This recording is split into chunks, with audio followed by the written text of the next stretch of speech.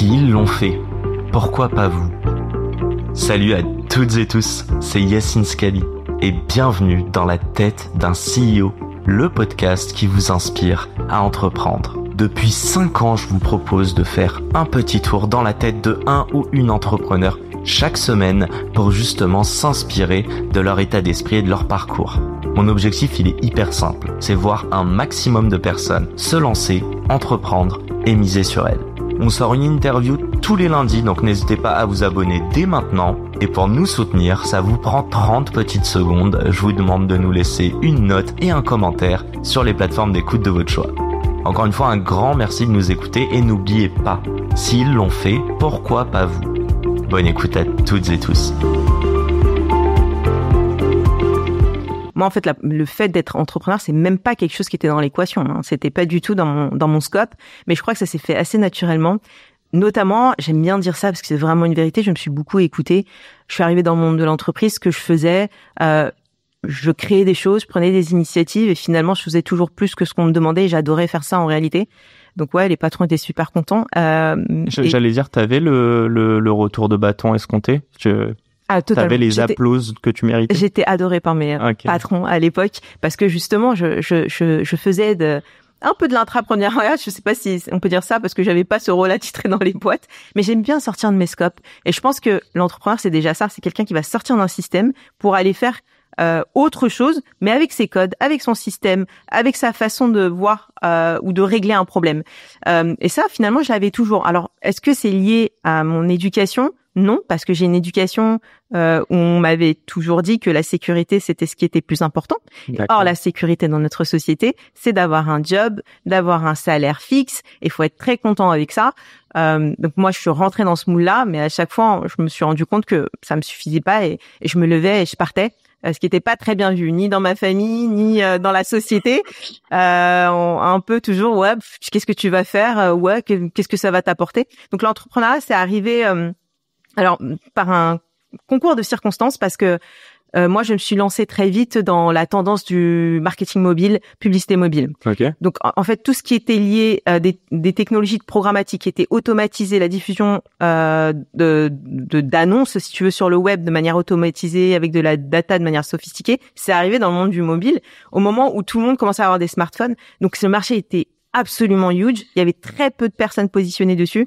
Moi, un peu naturellement, je me suis positionnée sur ce sujet-là. Donc, je maîtrisais le sujet techniquement au niveau de la data. Quand tu dis positionner, c'est juste dans ton temps libre ou que Non, dans le cadre de mon entreprise. Okay. C'est quelque chose que j'ai lancé. Par exemple, je bossais dans une boîte qui s'appelle Ewin, Zanox à l'époque, une grosse agence. Ouais. Et en fait, ils voulaient, entrer sur ce sujet la publicité mobile pour leurs clients. Donc, je l'ai monté de A à Z. Et derrière, en fait, naturellement, je suis devenue experte sur ce sujet. Et donc, il y a un acteur, un très jeune qui sortait d'école, qui a monté une solution de publicité programmatique pour le mobile, qui m'a contacté sur LinkedIn. Et il m'a dit, écoute, moi, je cherche quelqu'un pour s'associer au projet, pour m'aider sur la partie partenariat, développement. Bon, il y avait pas mal d'enjeux. Donc, ils étaient 3 à 4 dans leur bureau.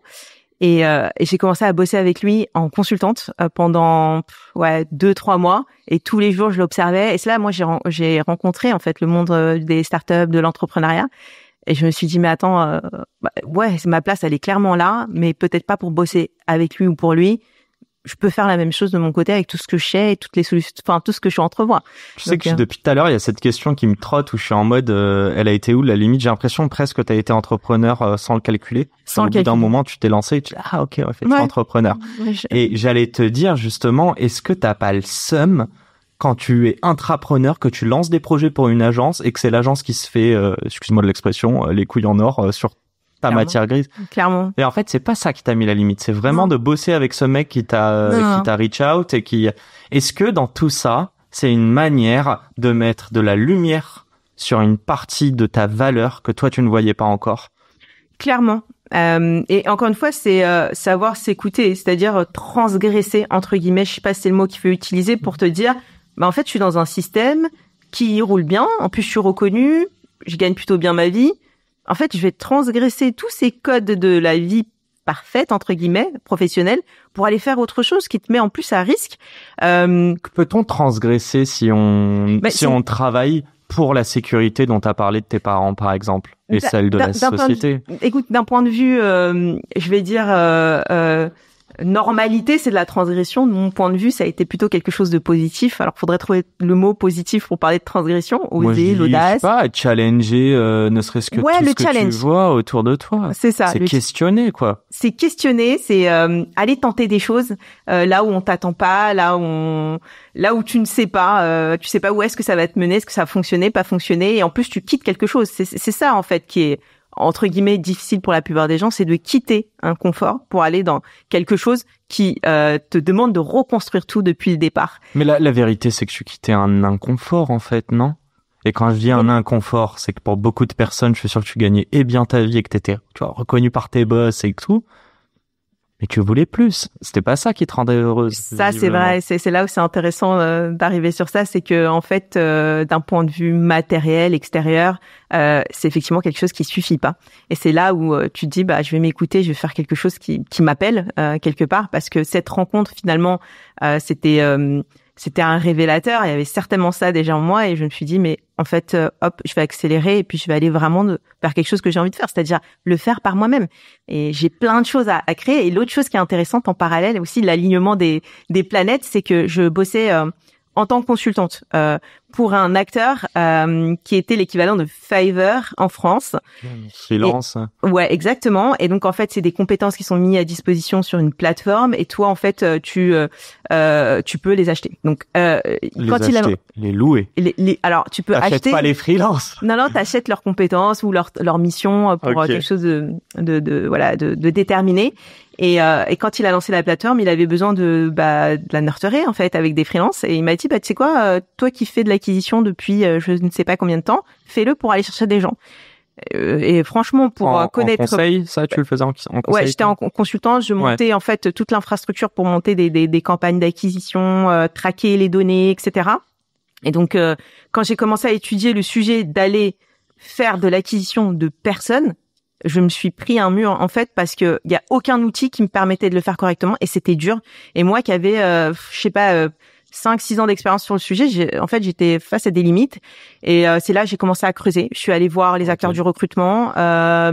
Mon mari travaillait chez TradeLab, qui est une plateforme programmatique aussi dans la pub. Je lui ai demandé, il avait bossé aussi dans les HR. Je lui ai demandé, est-ce que tu penses qu'on peut créer un cas d'usage avec les outils qui existent à travers ta plateforme pour que moi je le vende à mon client et que je fasse de l'acquise de personnes.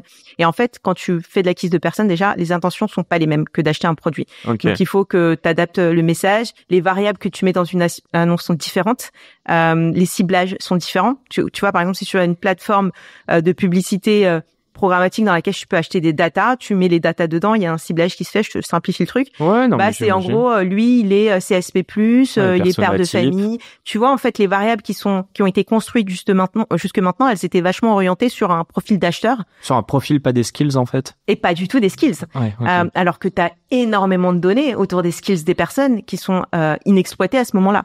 Donc moi, j'arrive, je me dis, mais comment je fais pour faire la même chose, c'est-à-dire exploiter tout le web comme un média de conquête, mais de manière intelligente, pour matcher, tu vois, une offre d'emploi intelligente et puis un profil de personne et finalement ramener de la candidature à mes clients.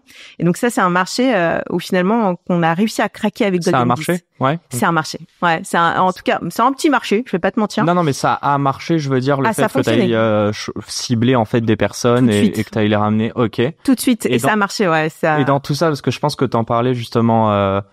On parlait de la valeur, on parlait du fait aussi de se lancer. C'est quoi à ce moment-là, ça a mis aussi un déclic dans ta tête de dire putain, je suis capable de faire ça. Quoi. Non, mais en fait, quand j'ai vu ce problème, je me suis dit mais pour moi, il y a un marché justement en face qui est pas celui de justement que de mon client, mais de toutes les personnes qui ont besoin d'aller chercher des compétences au quotidien.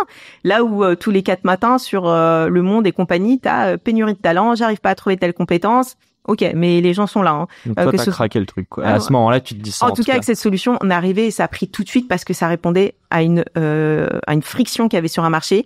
Et moi, j'ai croisé tout ce que je savais faire au niveau technologique, data, avec le monde du RH. Et là, ça a été une fusion qui a été incroyable.